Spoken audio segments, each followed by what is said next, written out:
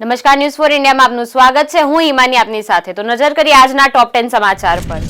સુરતમાં ગણેશ પંડાલ પર પથ્થરમારો કરનારા 26 આરોપીને સુરત કોર્ટમાં રજૂ કરવામાં આવ્યા હતા. આ પથ્થરમારા પાછળ કોઈ સુનિયોજિત કાવતરું હતું કે નહીં તેની તપાસ કરવા માટે પોલીસે 14 દિવસના રિમાન્ડની માંગણી કરી હતી. તેમજ સગીરોના બ્રેન વોશ કરાની પણ તપાસ કરવામાં આવશે. ત્યારે સુરત કોર્ટ દ્વારા આરોપીઓના 2 દિવસના રિમાન્ડ મંજૂર કરવામાં આવ્યા છે. આ ઘટનામાં કુલ 32 આરોપીઓની ધરપકડ પણ કરવામાં આવી છે.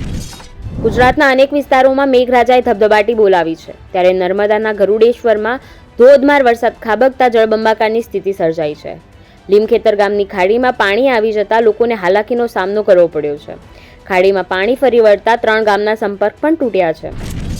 રાજ્યમાં ફરી એકવાર વરસાદની આગાહી કરવામાં આવી છે. 11 સપ્ટેમ્બરથી ફરી વરસાદનો રાઉન્ડ શરૂ થશે તેવી આગાહી કરવામાં આવી છે. બંગાળના ઉપરવાસમાં ડીપ ડિપ્રેશન સક્રિય થતા ગુજરાત, બિહાર, રાજસ્થાનમાં ભારે વરસાદની આગાહી છે. કેટલાક સ્થળોએ 1 સામટો 14 ઇંચ વરસાદ પણ ખાબકી શકે છે. પાલનપુરના હરણફાળ વિકાસનું વધુ એક નજરાણું. ₹89 કરોડના ખર્ચે નિમિત્તે દેશના દ્વિતીય 3-લેગ એલિવેટેડ ઓવરબ્રિજનું 12 સપ્ટેમ્બરના રોજ લોકાર્પણ કરવામાં આવશે. કોંગ્રેસ સાંસદ રાહુલ ગાંધીએ તેમના અમેરિકા પ્રવાસના છેલ્લા દિવસે મોડી રાત્રે નેશનલ પ્રેસ ક્લબમાં બેઠક યોજી હતી. આ દરમિયાન રાહુલે ફરી એકવાર ભાજપ અને પીએમ મોદી પર નિશાન સાધ્યું હતું.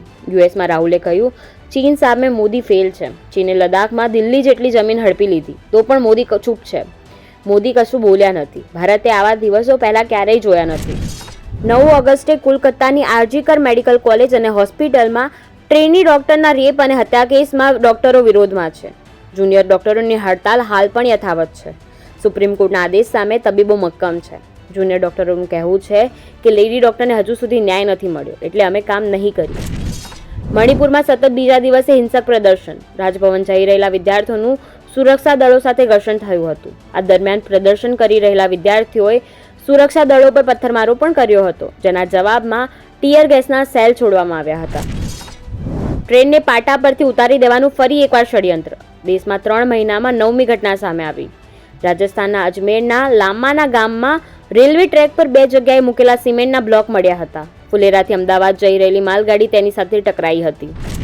યુએઈ સરકારે 2 મહિના માટે વિઝા માફીનો કાર્યક્રમ શરૂ કર્યો. જેઓ દેશમાં કાયદેસર રીતે કામ કરી રહ્યા છે પરંતુ તેમના વિઝાની અવધિ પૂરી થઈ ગઈ છે, તેઓને નિયમિત કરવાની તક આપવામાં આવે છે. સુપર ટાઇફૂન યાગીને 2024નું અત્યાર સુધીનું એશિયાનું સૌથી શક્તિશાળી તોફાન માનવામાં આવી રહ્યું છે. આ તોફાને ચીન, ફિલિપિન્સ અને વિયેતનામમાં તબાહી મચાવી છે. સોશિયલ મીડિયા પર આ વાવાઝોડાથી તબાહીના ઘણા વિડીયો પણ વાયરલ થઈ રહ્યા છે.